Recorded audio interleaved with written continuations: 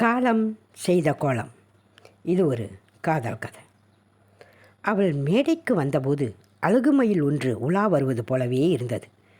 அவள் ஒலிவங்கியை வலது கையில் பிடித்தபடி மெல்ல மெல்ல அசைந்தாடியபடி அந்த பிரபலமான பாடலை பாடத் தொடங்கினாள். வெள்ளை நிற பட்டு துணியில் ஆடை அணிந்திருந்ததால், ஆஹா, வெண்மையில் ஒன்று மேடையில் மெல்ல அசைந்தாடுகிறதே என்று இவன் மனதுக்குள் சொல்லி கொண்டான்.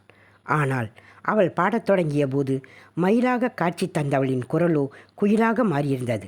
அவனை அறியாமலே அவளது அழகிலும் இனிய குரல் இசையிலும் தன்னை மறந்து அப்படியே சிறிது நேரம் உறைந்து போயிருந்தான். இவன் ஒரு இசை ரசிகன் என்பதால் இவனால் இசையை ரசிக்க முடிந்தது.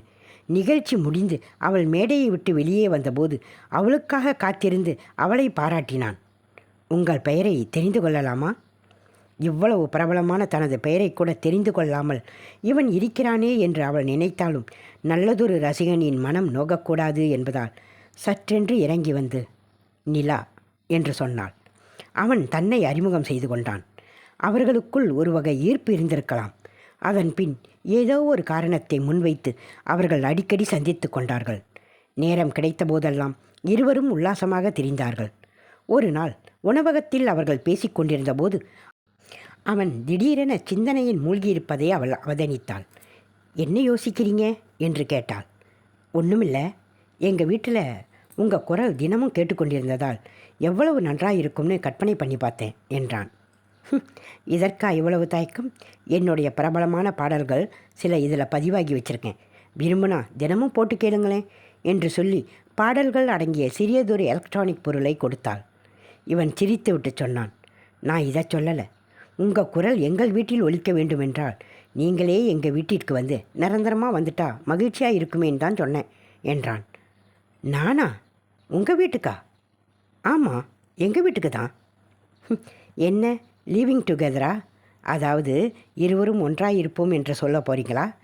இல்லை, அதுக்கும் மேலே உங்களை முறைப்படி சட்டபூர்வமாக திருமணம் செய்து கொள்ள விரும்புகிறேன் என்றான். அவள் ஒரு கணம் தயங்கினாள். அவன் திடீரென அப்படி கேட்டதால் அவளுக்கு அதிர்ச்சியாக இருந்திருக்கலாம்.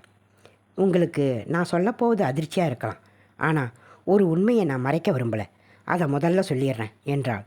உண்மையா? அது என்ன என்றான். முதல்ல உங்கள் மனசில் தெரிஞ்சோ தெரியாமலோ நான் ஆசையை விதைச்சதுக்கு என்னை மன்னிச்சிடுங்க என்றாள். இவள் என்ன பீடிகை போடுகிறாள்? தனக்கு ஏற்கனவே திருமணமாகிவிட்டது என்றோ அல்லது தனக்கு காதலன் ஒருத்தன் இருக்கிறான் என்றோ சொல்லி அதிர்ச்சி தரப்போகிறாளா?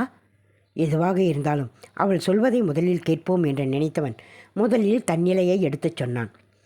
ஜாதி, மதம், அது இது அப்படின்னு எதையுமே நான் எதிர்பார்க்கல. நிலா, எனக்கு நீங்கள் தான் வேணும். வாழ்நாள் முழுவதும் நீங்கள் எனக்கு துணையாகவும் நான் உங்களுக்கு துணையாகவும் இருந்தால் அதுவே எனக்கு போதும். அது மட்டும் நடந்தால் உண்மையாகவே நான் மகிழ்ச்சி அடைவேன் என்றான். நீங்கள் நல்லவர்னு எனக்கு தெரியும். எனக்கு உங்களை ரொம்பவே பிடிச்சிருக்கு. ஆனால் அப்போ என்ன தயக்கம்? என்னில் ஏதாவது குறைபாடு இருக்குன்னு சொல்ல வரீங்களா? இல்லை, அப்படி ஒன்றும் இல்லை. அப்போது உங்ககிட்ட ஏதாவது? இல்லை இல்லை, நான் நல்லா ஆரோக்கியமாக தான் இருக்கேன். அப்புறம் என்ன தயக்கம்? சொல்லுங்கள். நீங்கள் கட்டாயப்படுத்தி கேட்குறதுனால சொல்கிறேன். நான் மானிட பிறப்பே இல்லை என்றாள். சரி, இப்போ என்ன சொல்ல வரீங்க என்றான். ஆம், நான் ஏஐயால் உருவாக்கப்பட்டவள், அதாவது செயற்கை நுண்ணறிவு வசதிகளை கொண்டு உருவாக்கப்பட்டவள். P30F வகுப்பைச் சேர்ந்தவள். அதைத்தான் சொல்ல வந்தேன் என்றாள். எதிர்பாராத இந்த வார்த்தைகளால் ஏற்பட்ட அதிர்ச்சியில் அவனுடைய முகத்தில் மாற்றங்கள் ஏற்படலாம் என எதிர்பார்த்த அவள் அவனது முகத்தையே உற்று பார்த்தாள். ஆனால் அவன் எதிர்பார்த்தது போல அவனது முகத்தில் எந்த மாற்றங்களும் ஏற்படவில்லை. எனக்கு உங்களை பற்றி ஏற்கனவே தெரியும் என்றான். தெரியுமா? எப்படி?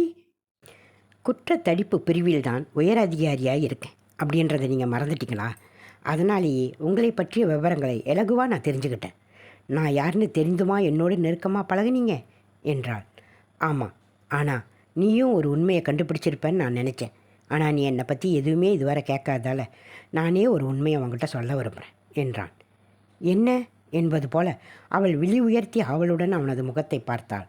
நானும் ஒரு ஏஐ மனிதன்தான், அதாவது செயற்கை நுண்ணறிவு மனிதன்தான். H29 வகுப்பைச் சேர்ந்தவன் என்றவன் நிமிர்ந்து அவளை பார்த்தான். அவள் முகத்தில் அதை நம்ப முடியாமல் ஆச்சரியம் தேங்கி நின்றது.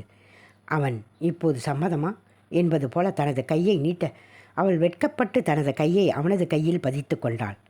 இவர்களுக்கு பின்னால் 2122ஆம் ஆண்டுக்கான டிஜிட்டல் நாட்காட்டி ஒன்று இயற்கை மற்றும் செயற்கை மனிதர்களால் நிறைந்திருந்த அந்த எல்லோருக்குமான உணவகத்துச் சுவரிலே மின்னிக் கொண்டிருந்தது.